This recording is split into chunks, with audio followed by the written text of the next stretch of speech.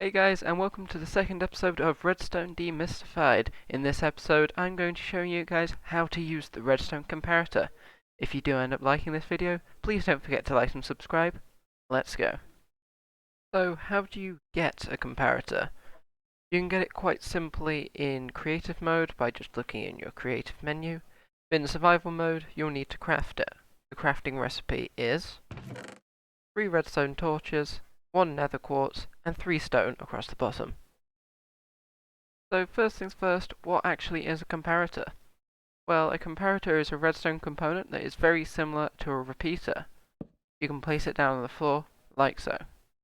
It accepts an input from the back, it can also accept an input from the side, and it will give you a redstone output from the front. The comparator also has 2 modes, one with the front torch off, and one with the front torch on. We'll talk about these 2 different modes in a minute.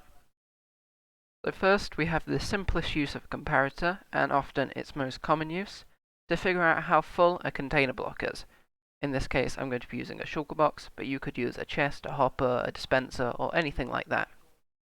If you have a comparator pointing out of the block like so, it will give out a different signal strength depending on how full the block is. So 1 stack in a shulker box, and the signal only goes out by 1 block. So this piece of redstone is powered, but everything else is completely off.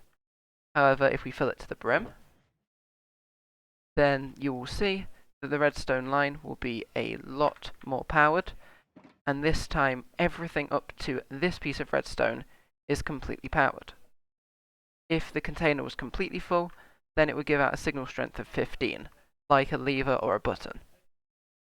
So these are all the storage blocks that it will work with. It will also work with different variants of them. So for this dispenser, it would also work with droppers.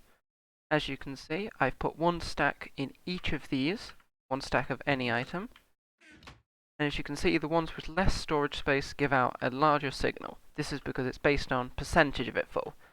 So as you can see, half of the furnace is filled, and I get a much longer signal. Whereas for a chest, hardly any of it is filled, you get a much shorter signal. Comparators can also do a similar thing to figure out the states of certain blocks. So for a lectern, it will figure out how far you are through a book. It's stronger the further through you are. For a cake, it's how many slices are left. As you can see, it goes down the less slices there are. For a composter, it's based on how full it is. For a cauldron, it's based on how full it is. For an M portal frame, it's based on whether it's got an eye of ender in or not. For an item frame, it's how rotated it is. For a jukebox, it's based on which music's playing. And for a beehive, it's based on how full it is with honey.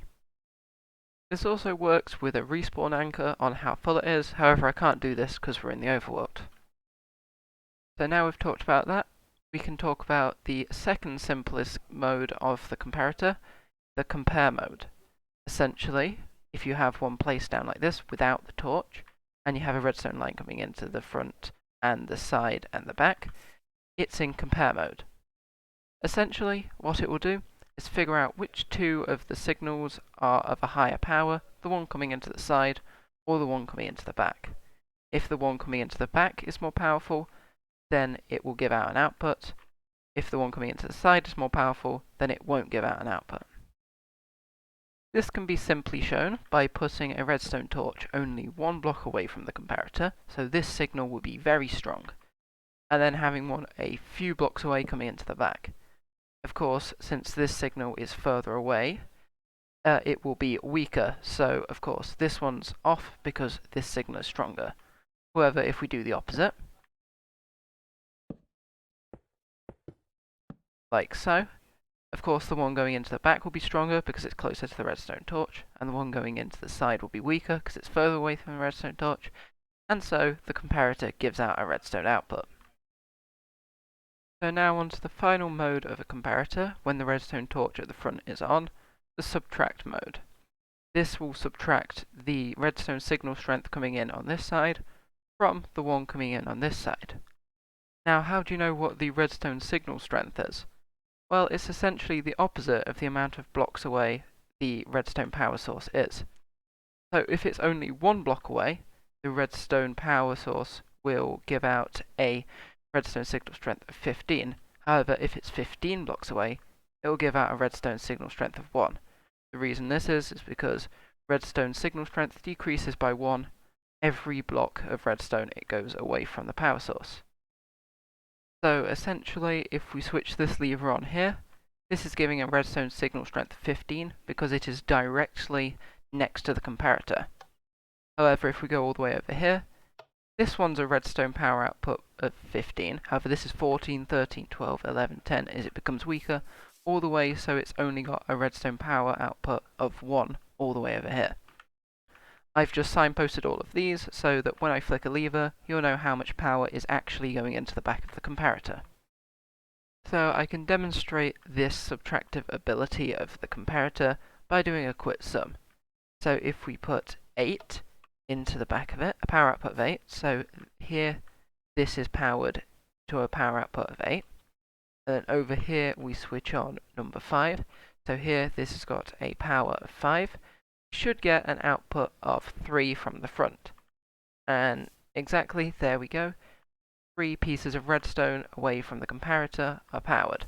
This is because the 8 we put in the back, subtract the 5 we put into the side, gives us 3 out the front. We can do this again, but with a different one. So if we put 11 into the back, and we were to put 7 into the side, we get a power output of 4. Also note that if there is less power going into the back than there is going into the side, the output would be 0. There's no negatives here. So we're going to put a redstone power output of 4 into this one, and we're going to put a redstone power output of 10. Of course, the comparator can't show us an output of -6, so instead it just gives us 0, and there's no power coming out the front. And so that's how a comparator works. If you did like this video, please don't forget to like and subscribe. If you have any queries, thoughts or concerns, please write them down in the comments. I'm always happy to help. If you have any ideas for any future videos, please again write them down in the comments. I might be able to make your video in the future. Anyway, that's it for today guys. See you later. Bye.